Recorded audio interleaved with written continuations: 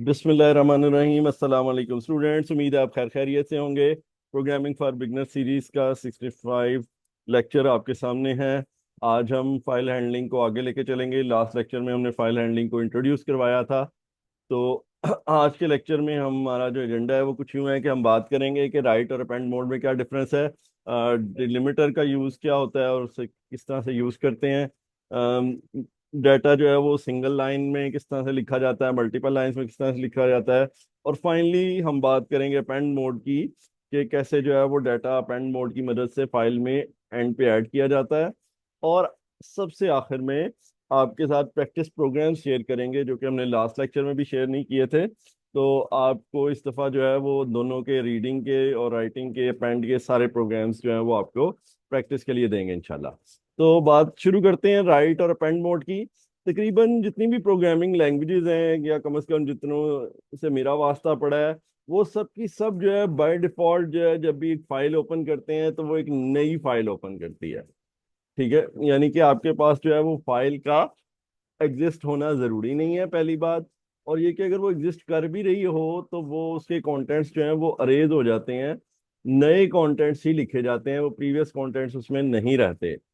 तो ये एक कॉशनरी बात भी है कि आप एहतियात करें कि अगर आपकी उसी फोल्डर में उसी नाम और उसी एक्सटेंशन के साथ फाइल है तो उसको पहले कहीं सेव कर लें या आप अपनी फाइल का नाम चेंज कर लें, वरना आपके कंटेंट्स जो हैं वो रेज हो जाएंगे। अपेंड मोड जो है वो यूज होता है कि अगर आप किसी एग्जिस्टिंग फाइल के एंड पे कंटेंट्स जो हैं वो ऐड करना चाहते हैं, और अपेंड मोड जिस भी प्रोग्रामिंग लैंग्वेज जो भी ऑफर करती है उसमें ऑटोमेटिकली पॉइंटर जो है वो at the end of file होता है। जब आप राइट ऑपरेशन करते हैं तो वो एंड पे जो है वो राइट करना शुरू कर देता है। आपको एग्जांपल्स भी दिखाऊंगा। फाइनली जो है वो राइटिंग मोड के लिए आर और अपेंड मोड के लिए ए यूज होता है जब फाइल को ओपन करते हैं। डिलिमिटर बहुत इंपॉर्टेंट कॉन्सेप्ट है, डाटा के साथ जो है वो जुड़ा हुआ है। शायद कुछ लोगों को इसका पहले से पता हो, लेकिन मैं अदरवाइज इंट्रोड्यूस करवाऊंगा, आपको एग्जांपल्स दूंगा।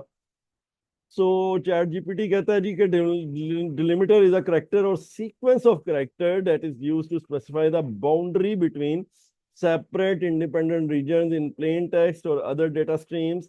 Delimiters are commonly used in data formats to separate fields, elements or records. So simply अगर हमने जो है वो डाटा को सेपरेट करना है तो उसके लिए डिलिमिटर यूज होता है। वो नंबर ऑफ करेक्टर्स भी हो सकते हैं, लेकिन हम नॉर्मली एक ही करेक्टर यूज करते हैं। स्पेस और लाइन फीड करेक्टर बहुत कॉमन है क्योंकि इसको ऑटोमेटिकली बहुत सारी प्रोग्रामिंग लैंग्वेजेस रीडिंग के वक्त सपोर्ट कर रही होती हैं। Comma, semicolon, colon, tab character, pipe sign, ये भी जो है वो फेमस जो है वो डिलिमिटर्स हैं। लेकिन आप कोई भी डिलिमिटर जो है वो बना सकते हैं या एज्यूम कर सकते हैं। फॉर एग्जांपल, टेक्स्ट के बीच में जीरो जो है वो डिलिमिटर हो सकता है, नंबर्स के बीच में -1 डिलिमिटर हो सकता है। इस तरह से बहुत सारे डिलिमिटर्स जो हैं वो डिजाइन किए जा सकते हैं। अच्छा जी, ये बहुत इंपॉर्टेंट, बहुत ही ज्यादा इंपॉर्टेंट बात है जो कि आम यूजर और नाइव यूजर्स जो होते हैं उनको नॉर्मली जो है वो नहीं पता होते। प्रोफेशनल्स को तो ये बात बड़ी अच्छी तरह पता है, या जो थोड़े मैच्योर यूजर्स हैं, कि कंप्यूटर्स के लिए डाटे को सेपरेट करना विदाउट डिलिमिटर ऑलमोस्ट इम्पॉसिबल है। ठीक है, यानी कि आप हो सकता है कि नाम जो है विदाउट स्पेसेस पढ़ के तो आप कह दें कि यार ये देखें ये नाम जो है ना इसने स्पेस के बगैर लिख दिए हैं, मुश्किल हो रही है, लेकिन आप पढ़ लेंगे क्योंकि ह्यूमन की इंटेलिजेंस और रिकग्निशन डिफरेंट है कंप्यूटर के मामले बनिस्बत। तो आपको जो है वो डिलिमिटर्स लाजमी यूज करने हैं। CSV file comma separated values बहुत फेमस है। ठीक है, बहुत तकरीबन सारे ऑपरेटिंग सिस्टम इसको प्रोवाइड कर रहे होते हैं, बहुत सारे एडिटर्स जो हैं वो इसको सपोर्ट कर रहे होते हैं। कुछ एग्जांपल्स डिलिमिटर की आपको दे देता हूँ। ये CSV फाइल का जो है वो आपके पास सामने सैंपल है, जिसमें डिलिमिटर के तौर पे कॉमा भी यूज हो रहा है और बैकस्लैश n भी यूज हो रहा है। ये जो आपको मल्टीपल लाइंस नजर आती हैं, इसका मल्टीपल लाइंस का कंप्यूटर में कोई तस्वर नहीं है। कंप्यूटर में डाटा जो है वो लीनियर होता है, यानी सिंगल लाइन में पड़ा होता है, लेकिन वो बीच में बैकस्लैश n जो है वो एज ए डिलिमिटर यूज हुआ होता है। तो दो डिलिमिटर यूज हुए में है, एक कॉमा जिससे फील्ड्स जो है वो सेपरेट हो रही हैं, और दूसरा जो है वो बैकस्लैश n। फर्ज कर लें कि किसी का नाम होता से मोहम्मद बाबर, तो उसके बीच में स्पेस भी आ रहा होता है, लेकिन यहाँ पे हम स्पेस को एज ए डिलिमिटर नहीं लेते बल्कि कॉमा को लेते और मोहम्मद बाबर उसका पूरा नाम जो है वो कंसिडर कर लेते। इसी तरह TSV file, tab separated values भी बहुत कॉमन है। इसमें जो है वो आप टैब स्पेस कैरेक्टर यूज करते हैं, और टैब के मुतालिक जो है वो हम पहले डिस्कस भी कर चुके हैं। की वैल्यू पेयर भी बहुत एक इम्पॉर्टेंट और सिग्निफिकेंट चीज है कि आपके पास जो है वो लेफ्ट हैंड साइड पे कोई की होती है और राइट हैंड साइड पे उसके उसकी वैल्यू होती है, जैसे यहाँ पे नाम और उसका सिटी। सेमी कॉलन की मदद से भी वैल्यूज को सेपरेट किया जा सकता है, और भी मैंने जैसे बताया था कि बहुत सारी मुख्तलिफ डिलिमिटर्स हो सकते हैं। अच्छा जी, जब आपने फाइल को राइटिंग के लिए ओपन करना है, तो अगेन मैं आपको पिछले लेक्चर की ये वाली चीज रिपीट कर रहा हूँ ताकि ये चीज जो है ये क्लियर हो जाए और आपको याद भी हो जाए कि आपको सबसे पहले फाइल ओपन करनी होती है। और जब फाइल ओपन करनी होती है, दो पैरामीटर देने होते हैं, फाइल का नाम एब्सोल्यूट या रिलेटिव पाथ के साथ अगर चाहिए, और mode, R for reading, W for writing, A for pen, plus for multiple modes. तो यहाँ पे जो है वो हम राइटिंग के लिए डब्ल्यू मोड यूज करेंगे। और इसके बाद जो है वो आपको फाइल लाजमी मिल जाती है। ठीक है, कहाँ पे फेलियर होता है वो मैं बताता हूँ, लेकिन ऑलमोस्ट आपको मिल जाती है। आपके पास जिस प्रोग्राम जिस फोल्डर में है उसी फोल्डर में abc.txt नामी फाइल जो है वो ओपन हो जाएगी। चाहे आप इसके बाद प्रोग्राम क्लोज कर दें, एम्प्टी फाइल मिल जाएगी। अगर आप सिर्फ ये पहली लाइन लिख के क्लोज कर दें, आपको एम्प्टी फाइल जो है वो मिल जाएगी। ठीक है, लेकिन अगर आप इसके ऊपर राइट का ऑपरेशन करेंगे तो वो भी आ जाएगा। अच्छा, फेलियर कब हो सकता है? फेलियर हो सकता है कि अगर आपके पास जो है वो स्पेस ही खत्म हो गई है, ठीक है, या आपके पास जो है वो परमिशन नहीं है लाइनक्स वगैरह जैसे ऑपरेटिंग सिस्टम है उनके अंदर, अदरवाइज ये ऑपरेशन हमेशा सक्सेसफुल होगा। चलिए, राइटिंग इन फाइल के लिए राइट का ऑपरेशन जो है वो यूज करते हैं। सो ये आपके सामने एक फाइल हमने खोली है डाटा के फोल्डर में। डाटा का फोल्डर प्रोग्राम के फोल्डर में होगा जहाँ पे आपका प्रोग्राम पड़ा हुआ है। उसके अंदर abc.txt फाइल खोली है, और उसके अंदर जो है वो ये जो है वो टेक्स्ट राइट किया है। ठीक है, यहाँ पे ये मैंने जाके जो है वो डाटा के फोल्डर में जो है वो व्यू लिया है, तो देखेंगे टेस्ट नामी फाइल सबसे नीचे नजर आ रही है। और आपको यहाँ पे नोटपैड में जब मैंने इसको ऊपर किया तो इसमें ये टेक्स्ट भी नजर आ रहा है। मल्टीपल नंबर्स एक फाइल में कैसे लिखेंगे, तो उसके लिए हमारे पास मल्टीपल ऑप्शंस हैं। एक ऑप्शन ये है कि स्पेसेस के साथ सेपरेट करके एक स्ट्रिंग लिख दें। स्पेसेस के साथ सेपरेट करके एक स्ट्रिंग लिख दें, तो ये आपके पास जो है वो एज इट इज फाइल में चला जाएगा जैसे कि ये है, और ये आपका प्रोग्राम उससे रीड कर लेगा। ठीक है, ये देखें आउटपुट भी आ गई। इसी तरह से आप जो है वो अगर लिस्ट में आपके पास नंबर्स हैं और आप उनको जो है वो इस तरह से लिखते हैं लूप लगा के, तो राइट का फंक्शन उनको ऐसे जोड़ देगा। और जब आप रीड करने की कोशिश करेंगे वो एक नंबर के तौर पे रीड होगा। वो मल्टीपल नंबर्स नहीं रीड हो सकेंगे क्योंकि कंप्यूटर उसको डिस्टिंग्विश नहीं कर पाएगा। बल्कि शायद आप भी ना कर पाए, ये तो ऊपर लिखा हुआ है मैंने लिस्ट जो है, तो आप शायद कर लें। वरना आप तुक्के लगा सकते हैं कि शायद ये पहला जो है नंबर 23 है या ये 2 है, और आप शायद सोचेंगे ये नंबर्स जो हैं वो सिंगल डिजिट के हैं और इनके बीच में स्पेस आनी थी, या टू टू डिजिट्स के हैं वगैरह वगैरह। तो तुक्के लगेंगे, आप कोई सही जो है वो कॉन्फिडेंस के साथ नहीं बता सकते। अच्छा, अगर आप इसको जो है वो स्पेस देना चाह रहे हैं, तो इस तरह से राइट के ऑपरेशन में आप नंबर को स्ट्रिंग में कन्वर्ट करके कंकैटिनेट कर दें स्पेस, तो ये इस तरह सिंगल लाइन में आ जाएंगे। अगर आप मल्टीपल लाइन में देना चाह रहे हैं तो बैकस्लैश n एज ए जो है वो डाल दें। ये एक्स्ट्रा स्पेस आ गई है, इसको डिलीट कर दीजिएगा, इसकी जरूरत नहीं है, सिर्फ एक ही बैकस्लैश n चाहिए था, उससे ये मल्टीपल लाइंस में डाटा आ जाएगा। तो हम राइटिंग करते हुए डिलिमिटर्स लाजमी यूज करेंगे जब मल्टीपल नंबर स्टोर करेंगे, और उसके दरमियान में स्पेसिस या बैकस्लैश n देंगे। अपेंड मोड की बात भी कर लेते हैं। अपेंड मोड में डाटा जब भी आपने जो है वो मजीद डाटा ऐड करना है एग्जिस्टिंग फाइल में, तो अपेंड मोड यूज करें। हाँ, अलबत्ता अगर आप पाइथन के अंदर डायरेक्टली अपेंड मोड यूज कर लेंगे तब भी एक नई फाइल बन जाएगी।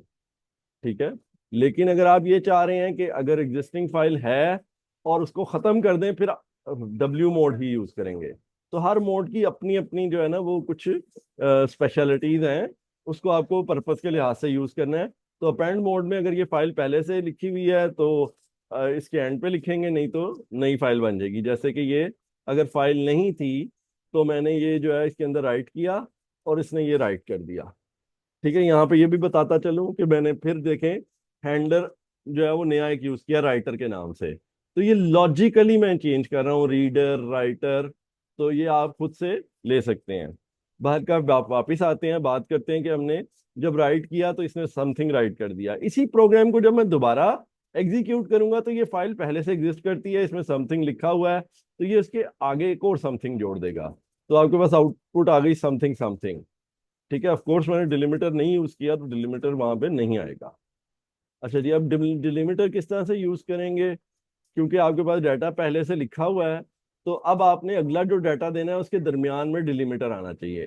ठीक है, दिस इज इंपॉर्टेंट। दोबारा बताता हूँ पहले करने से पहले कि आपने अपेंड मोड में खोला है, फाइल पॉइंटर एंड पे है, वहां तक कुछ ना कुछ डाटा एग्जिस्ट करता है। अगर आपने मजीद डाटा ऐड करना है तो पहले डिलिमीटर दें और फिर डाटा दें, ताकि वो डाटा जो है वो उससे आगे आए और दरमियान में एक डिलिमीटर हो। ये देखें, ये फाइल हमने पेंड मोड में खोली और ये हमने लिखा न्यू टेक्स्ट XYZ और राइट करते हुए साथ स्पेस जो है वो डाल दी। तो ये आपके पास जो है इस तरह से डाटा, ये ABC के आगे स्पेस देके XYZ आ गया। अच्छा, ये देखें जिस तरह ये नंबर लिखे हुए हैं और आप इनके आगे नंबर जो है वो ऐड करना चाह रहे हैं, तो इस तरह से फाइल डॉट राइट स्पेस और 15 एक स्ट्रिंग के अंदर भी दे सकते हैं, या अगर आपने वेरिएबल देना है तो यहाँ पे स्पेस प्लस STR नम होना था। अगर तो ये नम जो है ये टेक्स्ट का टाइप का है फिर तो कोई मसला नहीं, लेकिन अदरवाइज यहाँ पे STR आना है, क्योंकि ये राइट के फंक्शन में या स्ट्रिंग कंकैटिनेशन में हमें अच्छी तरह याद है, हमने बहुत डिटेल से डिस्कस किया हुआ है, टी स्ट्रिंग का फंक्शन यूज होता है, तो ये इस तरह से ऐड हो जाएगा। इसी तरह से अगर हम मल्टीपल लाइंस में यूज कर रहे हैं तो आप बैकस्लैश n डाल के जो है वो इस तरह डाटा दे सकते हैं।